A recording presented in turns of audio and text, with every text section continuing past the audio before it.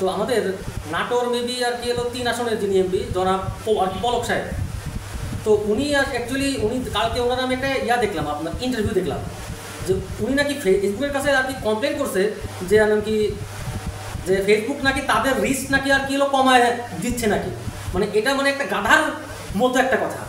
Facebook কখনোই না কারো রিচ ইচ্ছা করে কমায় দেয় না, ফেসবুক চলে একটা অ্যালগোরিদমের উপরে। এই অ্যালগোরিদমটা কেমন ব্যাপারটা দেখেন।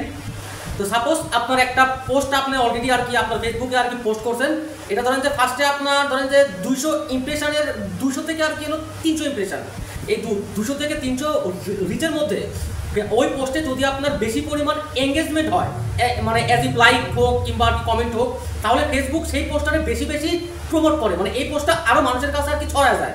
তো হয়েছে কি ধরেন এখন তো আর কি ছাত্র আন্দোলনের হয়েছে কি এই টাইপের পোস্টে তো ধরেন যে সবাই ধরেন যে লাইক কমেন্ট সবাই ধরেন যার মতো আর কি এলো করে, তাই ফেসবুক এই পোস্টগুলোকে বেশি আর কি মানে প্রমোট করছে।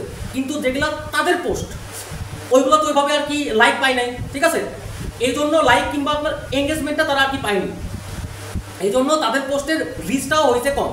মানে এই ব্যাপারটা এরকম না যে ফেসবুক ইচ্ছা করে তাদের রিচ আর কি কমাই দিচ্ছে, মানে এই যেটা কষ্টটা উনি মানে ফেসবুকের কাছে আর কি করছে এটা খুবই হাস্যকর একটা ব্যাপার, মানে এটা তো ভাই কখনো হইতে পারে না।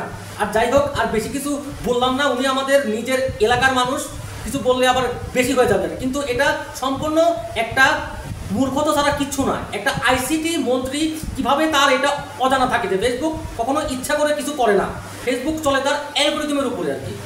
ভালো থাকবেন, আসসালামু আলাইকুম।